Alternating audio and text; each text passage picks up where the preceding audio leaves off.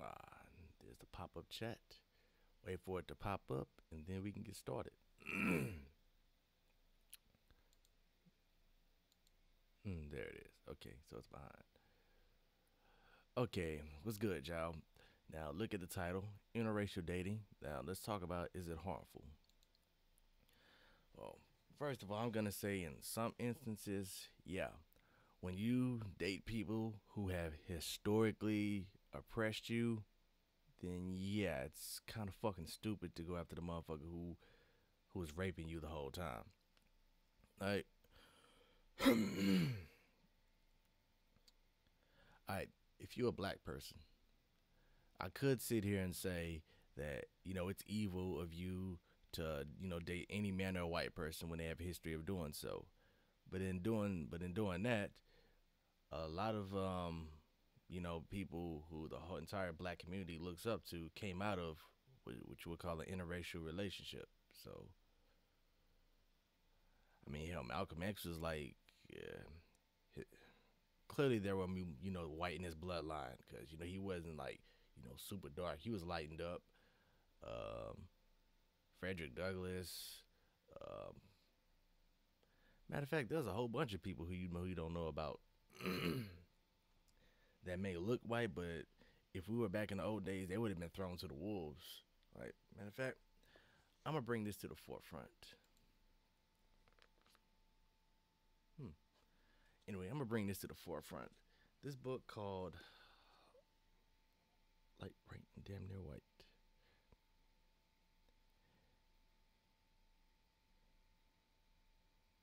Yes, these were considered black folks back in slave times. You know why? Because there was a law passed in pull it up. What is that? I'm gonna read it straight out the book so you can't see I'm just making this shit up. And for all of you who are of the train of thought that say, "Oh, that's a white man's book," just shut the fuck up, cause you gonna say that about anything. You gonna try to shoot down anything, and I ain't got time for motherfuckers like you who just have something to say about every fucking thing. Just fuck off. Now, the whole one drop rule for all y'all folks who are saying that the North is so much better, going from let's say Alabama to New York, that one drop rule started in the North. Straight out the book. I can put it up to the screen or I can read it to you. I'll read it to you. No other country in the world has historically defined race in the same manner. It began in the North and was enforced throughout the South during slavery. Let's see.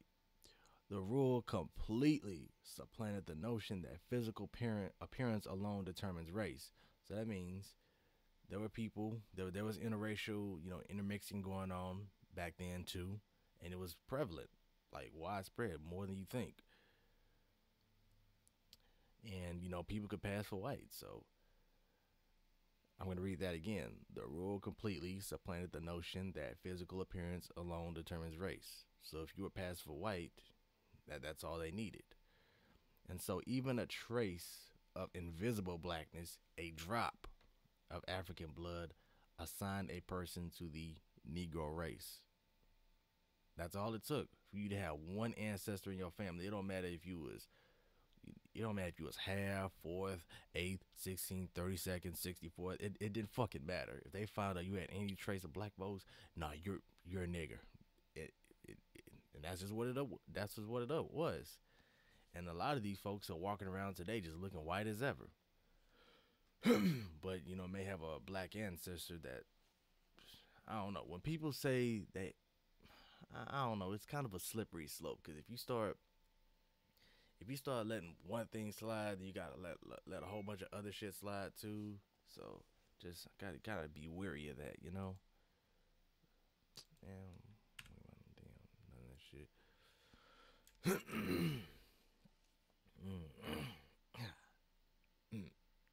Don't drink sugar. Now let's see. The foundations for the one drop rule, also known as hypo descent,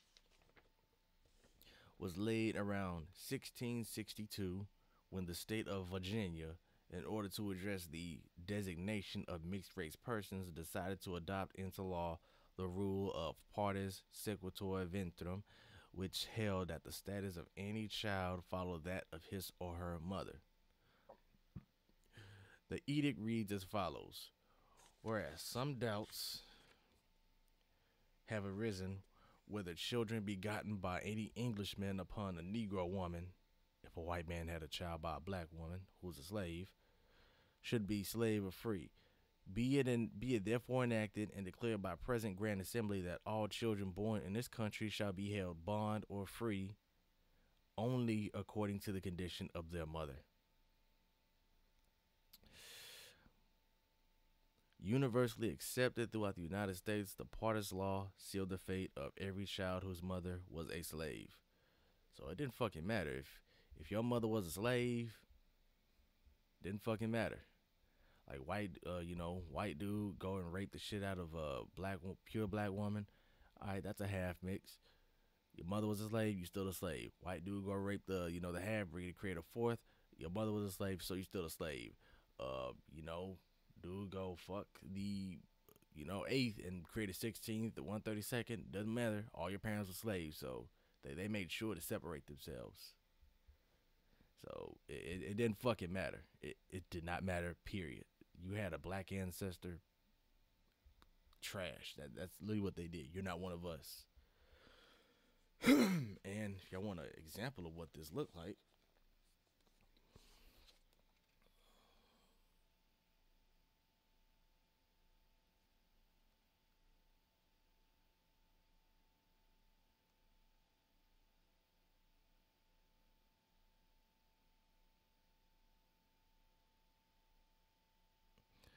I get a good look at that.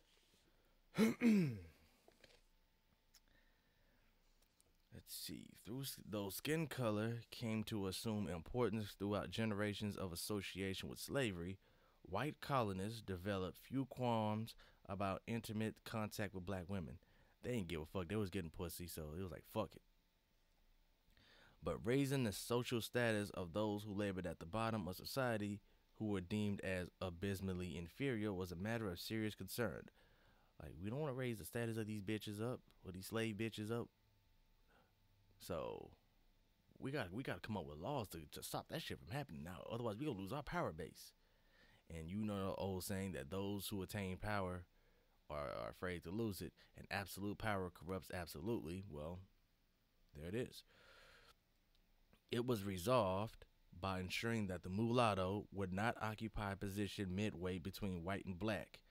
Any black blood classified a person as black, by prohibiting interracial marrying, turning a blind eye to interracial sex, and defining all mixed offspring as black. White society found the ideal answer to its labor needs. So you can't go to back then you couldn't just be, half or something and go to the white race, but they just, nah, you're not one of us, you black. Fuck you. We don't give a damn if you 128th and black, you still a nigger. They didn't give no fucks, period. Shit, if I read the story of Walter White, not from Breaking Bad. Walter Francis White, the leader of the NAACP, this motherfucker look white as shit. But you read his backstory and it's like, oh, color really don't mean shit. Color has just been one of those invisible barriers that we as a people, just as a nation, can't get over. So that's why it's almost like there's two different types of white folks, man. You got the white folks who may have inherited, some empathy from, the original, from the black parent. Then you got the other ones who just had no heart whatsoever. And it seems like the ones that had empathy, they always had some sort of black ancestor in them. So it's almost like the empathy got passed on to them. I'm not sure. I don't know, man. I don't know. That's what it seems.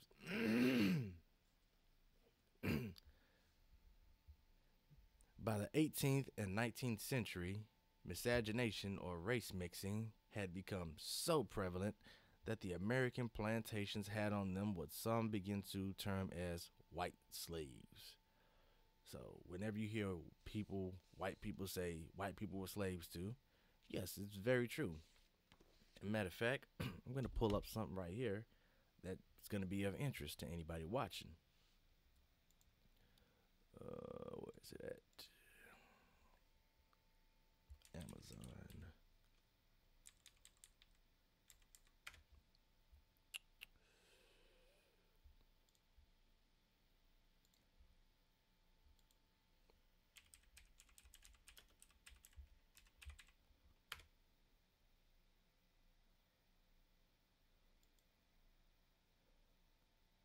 I want y'all to take a real good look at this.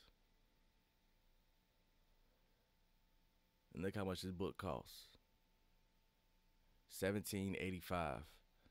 And that's the cheapest one. The most expensive one is damn near $3,000. So the fact that this book is priced so high should tell you something. And this book came out in 1997. It has been all but scrubbed from the internet. Any mention of it, you could Google it right now, and you're not gonna find much trace of it. Shit, the closest place that has to me that has this book in the library is, well, I'm gonna go find that motherfucker. So, no, I ain't telling you where it's at. I want to read it. I wonder if I can. No. Emancipated slaves, white and colored, black ancestors. It doesn't fucking matter. 1997, as you can see. Should turn the cursor on so I can see this bastard. Matter of fact, let me do that. Display cursor.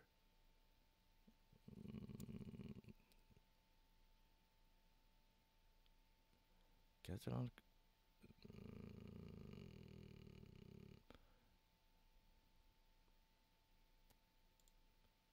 It doesn't do that.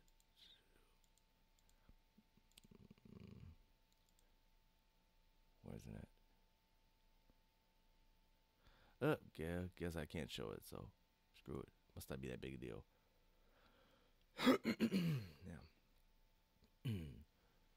Yeah, 1997, and this book is out of print. You can't Google it. You ain't gonna find it. That's how much they don't want this information out there. The whole Civil War was fought because the slaves kept getting whiter and whiter. And when they passed that Slave Fugitive Act in 1850 or 1851, that pretty much made it okay to just grab people regardless of color, because the slaves was, whiter than the people that they were being oppressed by. That made it okay to just grab anybody and, sell them into slavery, even if it was a, mistaken case of identity. It didn't fucking matter. Just grab them and slavery, and that's all it was. Now, North America, the northern half didn't have any slavery. They didn't particularly like quote unquote black folks either. But they saw the threat of, nah, I mean, about to sell me into slavery. Fuck that. So, nigga, you want to take me? We'll go to war, new your ass. But like, man, we not after you. But if you got some nigger in you, then yeah. And that's pretty much what started it. Well, there were a whole bunch of other factors, but this was a giant reason that doesn't get talked about. Because if people figured this shit out, you start looking at, some white folks a little bit different. Some pages are omitted from the book preview.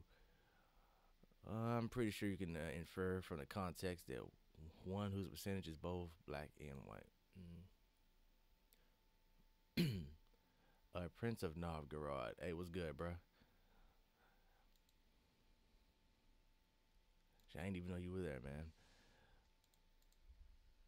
That's good.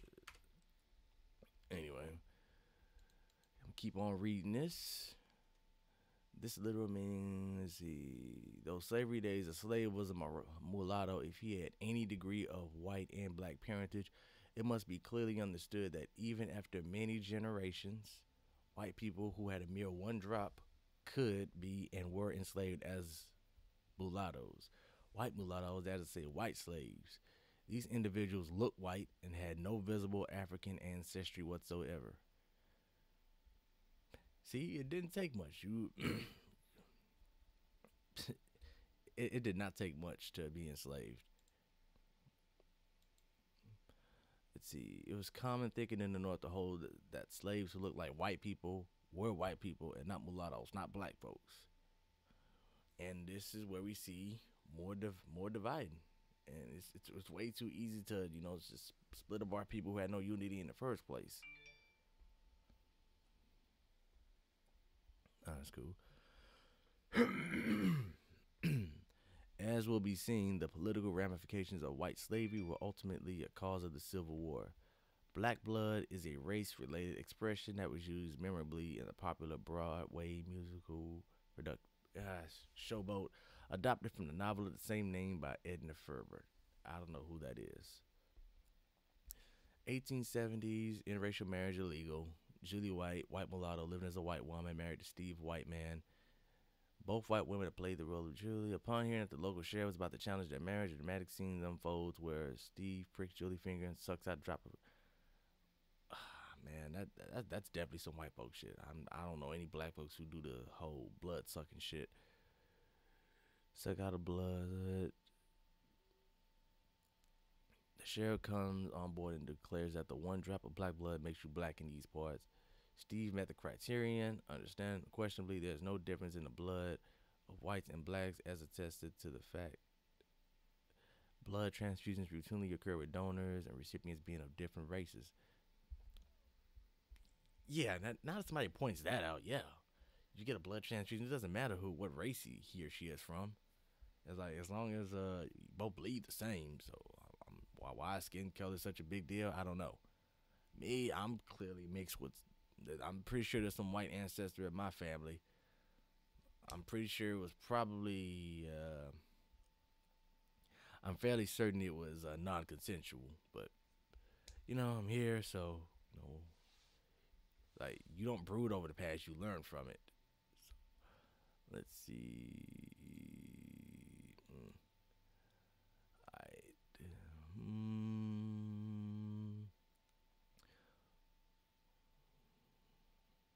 White slavery to begin. Come on, don't tell me you start to skip pages. White people who were born into slavery remained there for life. White slavery had two very different figurative meanings. Southerners used the term figuratively to describe white laborers in the North. The punctuation got fucked up right here. Southerners use the term figuratively to describe white laborers in the North who living in poverty and conditions that were worse in their view than those of their black slaves. Throughout the North, however figurative, white slavery had to do with the South threatening to subjugate and usurp the Northern. Throughout the North, figurative white slavery had to do with the South threatening to subjugate and usurp Northern political power, thereby turning free Northerners into slaves forced to adhere to Southern dictates. Yeah, different definitions yield different results, yielding, differences in opinions normally lead to wars when they're exacerbated by people who have power and don't want to lose that power.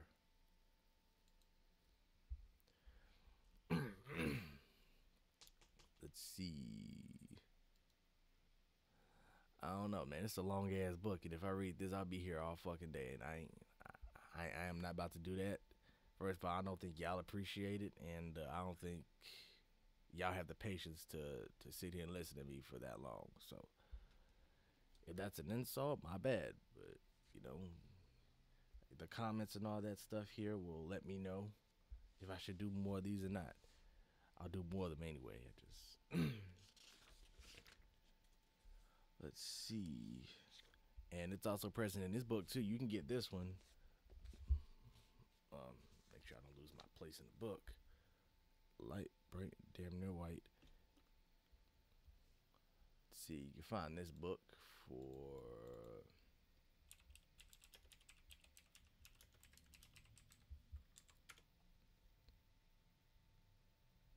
$20.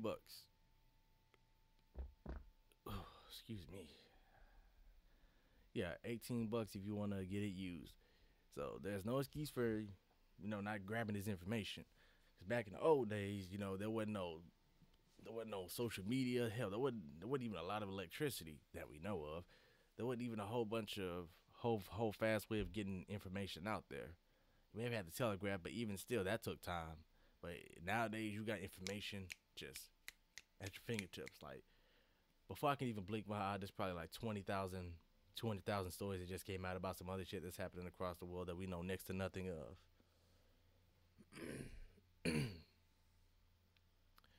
Now, and y'all getting this information just at light speed. Let's see. No, no, no, no. By the 18th and 19th century, miscegenation or race mixing had become so prevalent that American plantations had on them what some begin to term as white slaves. You've seen the picture of the little girl in this book already.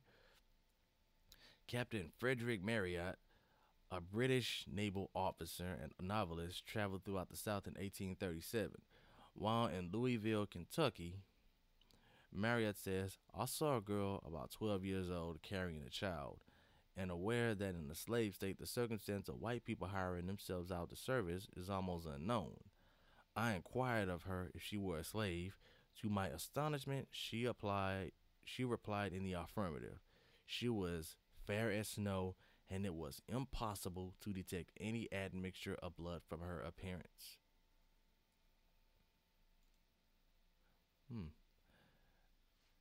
Yeah, I just keep reading this.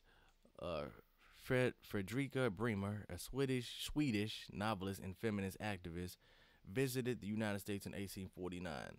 She subsequently wrote about a number of slave children she had witnessed while at a slave auction in Augusta, Georgia. Bremer says one young girl of 12 was so white that I should have supposed her to belong to the white race. Her features, too, were also those of the whites. The slave keeper told us the day before another girl, still fairer and handsomer, had been sold for $1,500. Bremer also observed a pretty little white boy of about 7 years of age sitting among some tall Negro girls. The child had light hair, the most lovely light brown eyes, and cheeks as red as roses. He was nevertheless the child of a slave mother and was to be sold as a slave. As historian J.C. Furness points out, these near matter of fact, before I read any further,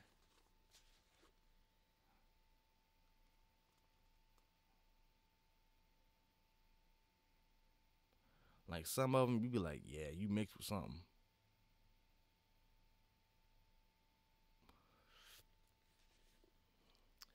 And because people aren't fully aware of this, they're able to keep everybody divided.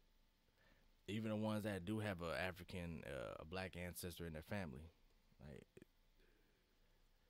and they damn straight gonna teach you this in school. They won't, because that'll teach you, that'll open your mind and teach you to like to start possibly put your differences aside, possibly. Let's see. Matter of fact, I read the caption of that picture y'all just saw. Slave children, Rebecca Huger, Charles Taylor, Chuck Taylor, and Rosina, Downs. Rebecca Huger, age 11, was a slave in her own father's house and a special attendant to a white girl a little older than herself. Charlie was the son of a mulatto slave and her slave master, Alexander Weathers of Lewis County, Virginia. The boy was taken from his mother at the age of 8 and given to a slave trader named Harrison, who then sold him to Mr. Thornhill of New Orleans, Louisiana. Charlie's sister was sold to a plantation owner in Texas, and his brother was allowed to stay in Virginia. Rosa was one of 5 children born to a light-skinned slave. Rosa's sister was fair, and her 3 brothers were dark-skinned. Colorism is kind of null and void at this point when you think about it. Let's see. Now, back to what I was reading. As historian J.C. Furness points out, these near white slaves were often auctioned out at a higher price because of their use as sexual objects. The mulatto slave woman approximated the white ideal of feminine beauty, and yet she was property and had no rights. And though female slaves, regardless of color, were raped, the mulatto slave afforded the slave owner the opportunity to rape with impunity a woman who was physically white or near white but legally black. Hence, slave children continue to be born whiter and whiter. Shit, even more pictures. You can't make this shit up.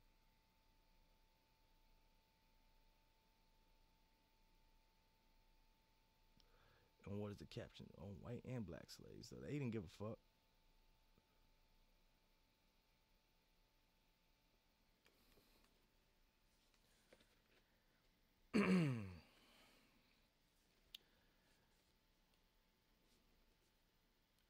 Shock jet? No? Let's keep going. Despite some privileges, mulattoes often had to contend with the fact that they were constant reminders of rape and concubinage, which took place throughout the slave institution. This often exposed them to additional punishment at the hands of their mistresses. Let me see. Read this part. Even more.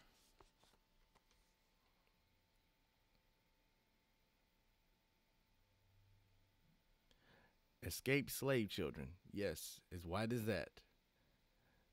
But because of that law, any child born to a slave is still a slave. You just jump in and jump out. That's all good though. Let's see. The following 19th century advertising for the capture of runaway slaves affirms the prevalence of white-looking Negroes as far back as slavery. It also speaks to the strict enforcement of the one-drop rule, and these ads appeared in newspapers across the United States. $100 reward will be given for it. My man Edmund Kenny. He has straight hair and a complexion so white that it is believed a stranger would suppose there's no African blood in him. Was apprehended but escaped under pretense of being a white man. When you have a description like that, you can see why white folks would be, oh hell, hell no, they might mistake me for a slave, and next thing you know, I'm in slavery. Fuck that. So naturally, that led to a growing rift,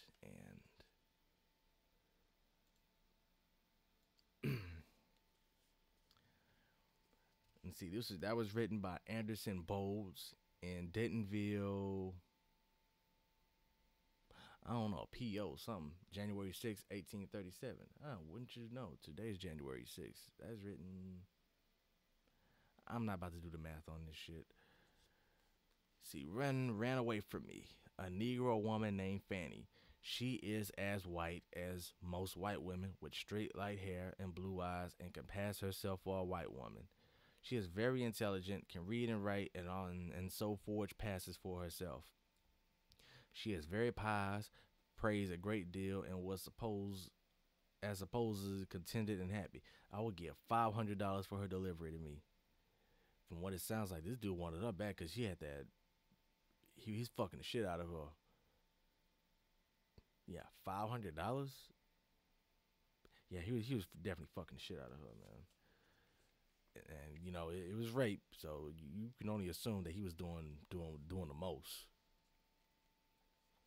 That was written by John Balch, Alabama Beacon in Tuscaloosa, Alabama, June 4th, 1845. Let's see. Run away from the subscriber, a very bright boy, 22 years old, named Wash.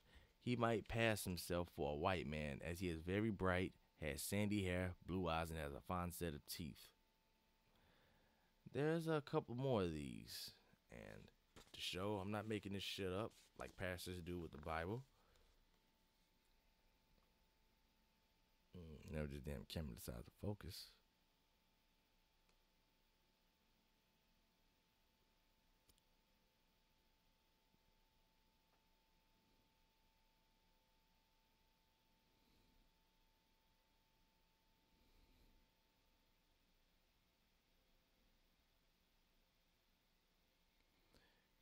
You know, you can pause the video if you want.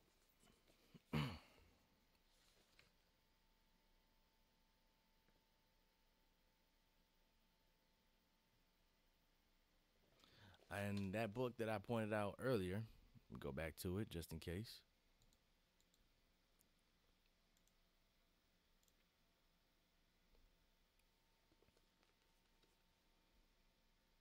See all buying options.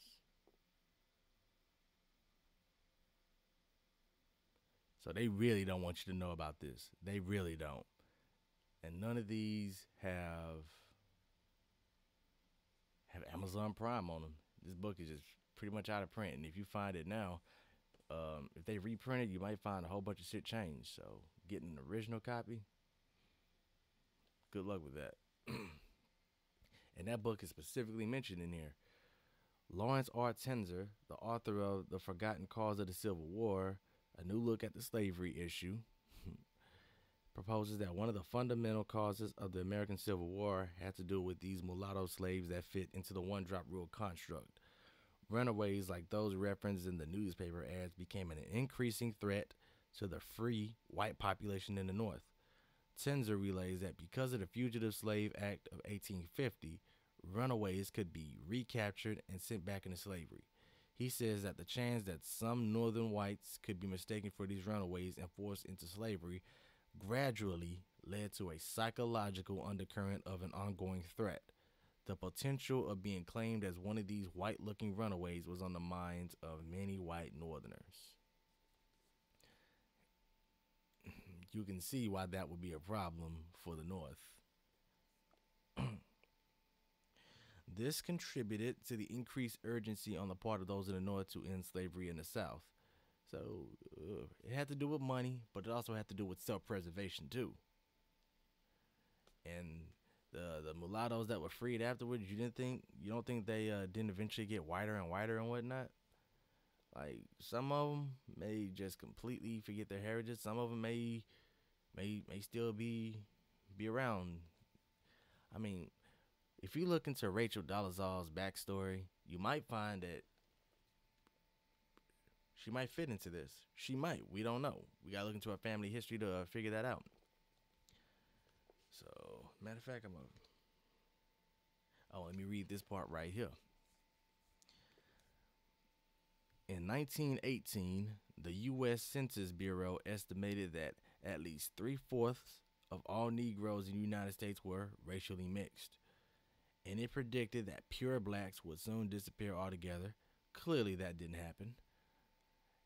After the 1920 census, no further attempt was made to count the number of visible mulattoes. Not solely because there were so many,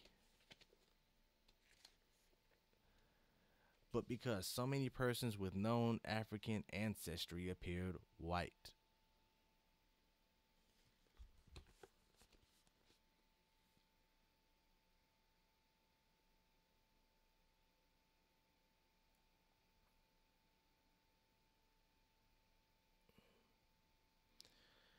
Now, if you're a black person seeing that shit, you might be like, nigga, what the fuck? If you're a white person, you'd be like, what the fuck? Either side. Because, like, this is... And when you take into account the Jewish role in the entire slave trade, where they financed and they did a lot of the financing in order for a lot of shit to happen, and, you know, you read the plans of their agents, plans to create a buffer race and, to be used as, control pawns or whatnot. It's coming to fruition. So it's like they can tell you what they're going to do, and they'll do it in such a way that you won't know if you aren't always on guard. So let's see.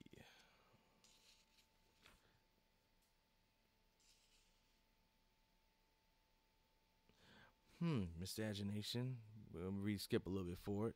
Some of the first female slaves to arrive in North America from the Ivory Coast were already pregnant with the children of their white captors.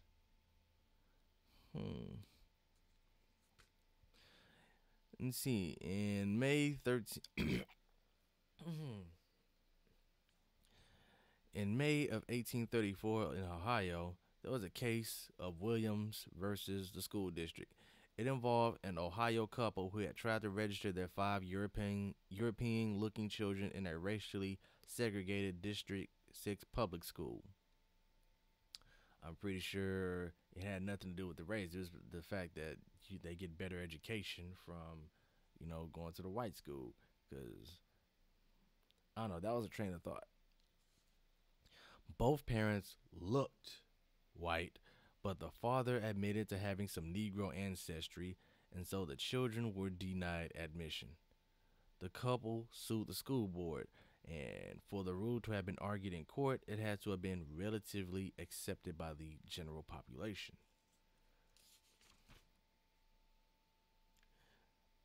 Hmm. Booker T. Washington and Frederick Douglass were born to slave mothers and white fathers, and to whatever extent their mothers were part white, these men were more than half white. Hmm. Immediate post slavery found that centuries of race mixing had produced a large population of mulattoes who appeared white and who passed whenever they wanted to. According to statistics, between 1880 and 1925, approximately 12,000 blacks crossed the color line each year in hope of a better life. Many blacks lost family members to this circumstance. Do I need to speak on that anymore, or is the point proven right here? That colorism is fucking stupid. It's an illusion. Hmm.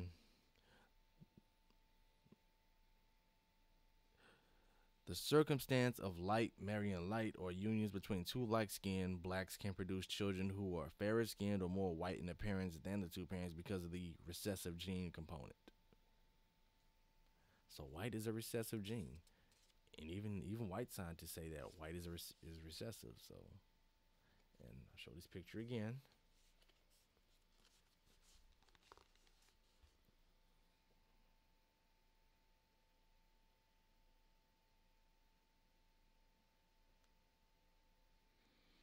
Children look white as fuck, don't they?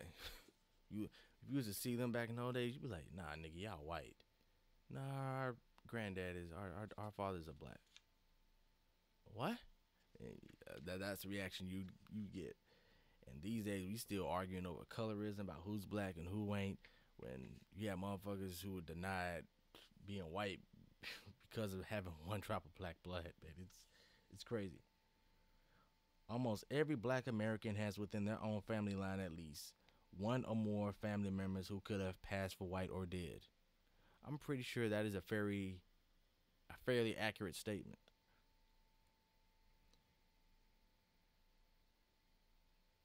Anyway,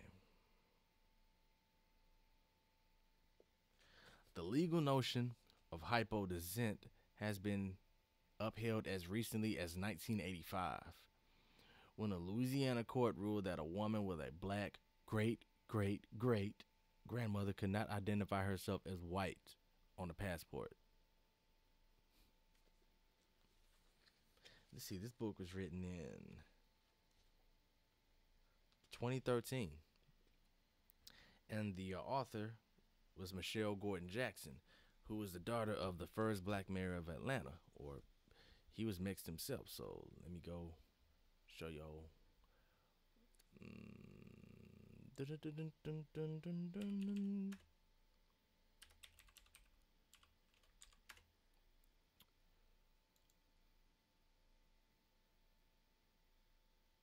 I'm guessing that's her.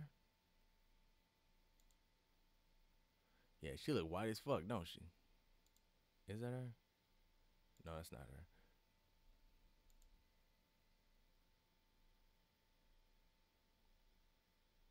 Hmm. Now her daddy is where is he at?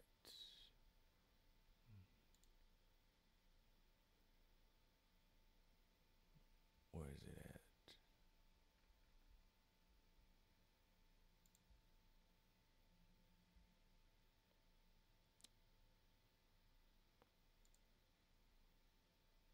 Well, when they don't want you to find something, you ain't gonna find it.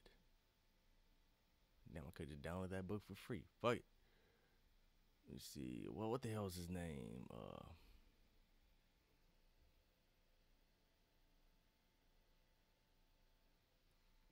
I forget what that is, but it's probably in the history. But I'm not about to show you all my damn history. So let's see. Let's see. Warren Jackson.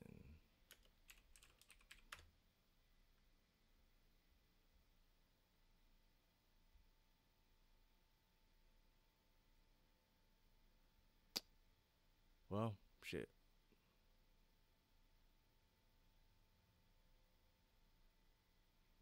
Either way, I forget his name, but the point is,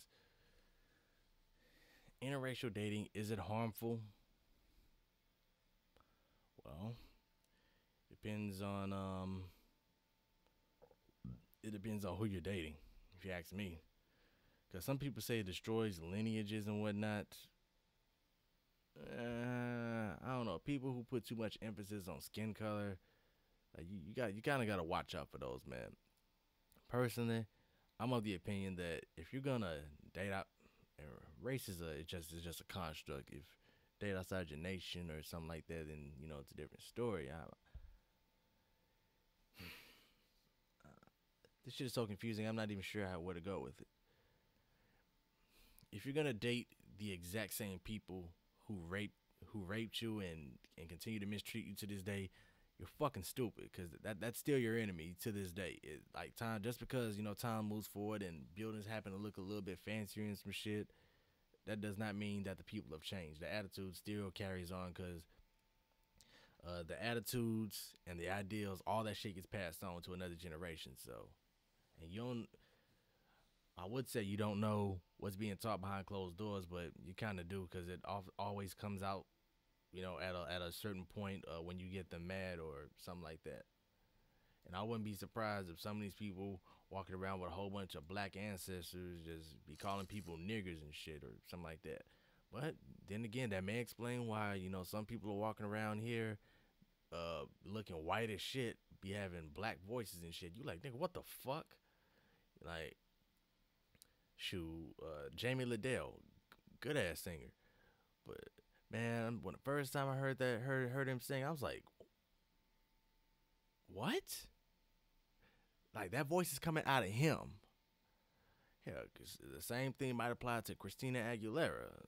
Like you look in her family tree, you might find, some history in there you like nobody was prepared for. I'm just saying. I'm not saying the ability to sing is just limited to the dark skinned race. I'm not saying that. Don't take my words out of context. You get what I'm trying to say. But either way, I'm gonna end this stream. So, and did I answer the question of interracial dating? Is it harmful? To a degree, yeah. If you're dating the people that fucked you over, then yes, it is harmful. But if you like dating, I guess other races that have not historically, bent you over and took all your shit, then I guess not. I mean, some people may point to the Bible saying that race mixing is wrong and whatnot, but I mean, a lot of children, came out of other nations, and I mean, I would think the Most High looks at it as,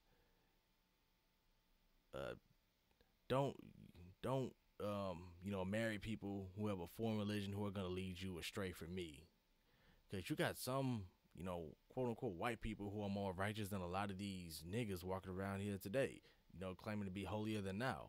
So, and the Bible says, "He who finds a wife finds a good thing," and notice when you read the Bible, like a whole bunch of color is absent. There's like no mention of color. Just it's all about personality and the spirit of the person. So whenever people try to come with that colorism and race shit, just I don't want to hear that shit. 'Cause right now you're sowing discord, and that's one of those things that the Most High Himself hates. Like coming among brethren and sowing discord and causing confusion, and if the Most High is not a respecter of persons, that means He doesn't give a fuck about your skin color. So, yeah. So that's all I have to say about on this subject for now. But either way, catch y'all later, and don't forget the Mister. Oh, before I go, I gotta advertise my channel. So you go to my page and whatnot. And it's funny amongst black folks when you tell the damn truth, niggas do not like to hear that. They'll call you a bootlegger, they'll call you this, they'll call you that. I make beats, and this is one of my recent ones. Play, damn it.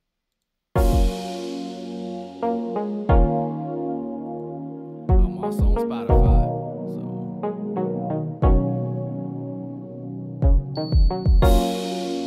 yes, I'm shamelessly promoting my channel because I don't just do vlogs. I make music. I'm trying to, do stuff with music too. Don't forget the mister.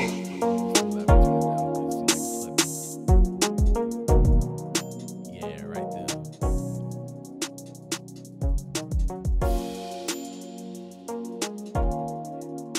I may have misnamed the beat or mislabeled who the artist to go up on it, but my bad. So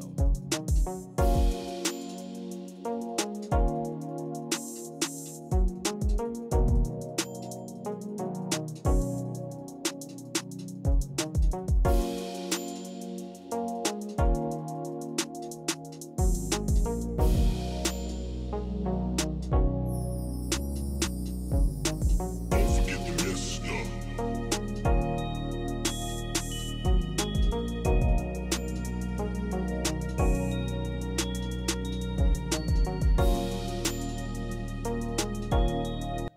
now the last batch of beats I didn't, well, that one I didn't use any compression or none of that. I just pretty much EQ'd it and just left it at that. But the channel, if you want to check out more, Mr. Paradox, right there, 58 subscribers. I had 59, but somebody just, just unsubscribe. I guess I didn't do what they wanted. So now this one is fully mixed and mastered.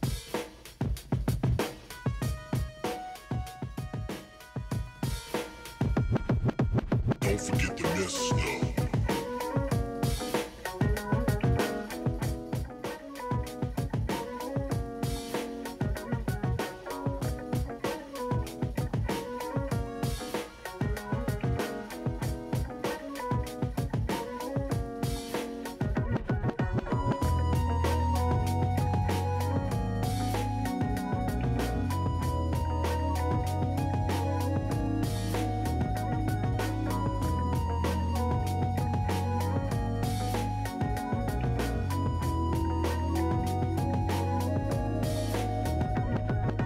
Don't forget the mister.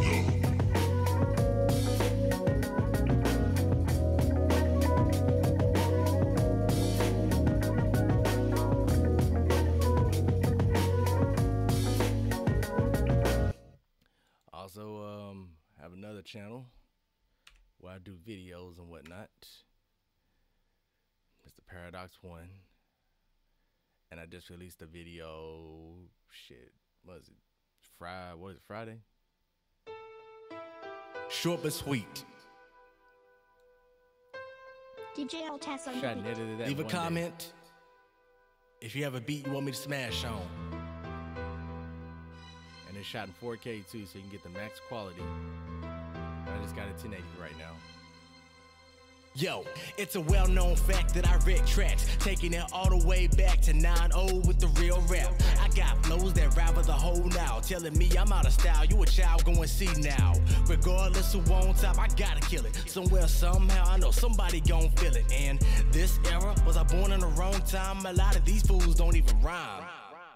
These new fellas cursed with citizens, repeating the same line, and they dying this. Did the video, did the mixing and mastering, got my own camera and all that shit. So then you gotta do your artwork and all that shit, your little animations. I gotta do all that shit myself. So expect more content from me. And like I said, I'm also on Spotify too. I'm on Spotify, I'm on iTunes and whatnot, because I can't just be making videos and not have other stuff going on. Most popular single right now is Calm Vibrate, and I play a little snippet.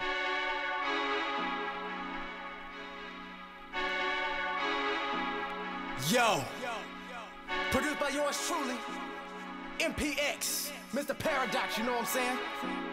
Check it. Yo, P-A-R-A-D-O-X, pointing the spelling bee, I'm killing incredibly straight, spitting a felony. Time to wake up now, motherfucker, I be the reveille. Hold up, let me show you how I flow when I go for broke with no toast. Smash your folks with an overdose of dope. The king is here, I'm dictating with no votes. Don't battle this battleship, that's how you get so. You get drowned in the underground, overseas, you don't want.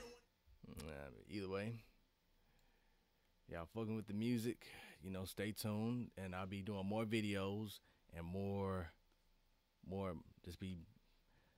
I'm working, so if you fuck with me, you know, leave a comment, leave a thumbs up or thumbs down or something, just engage, let me know something, so don't forget the mister.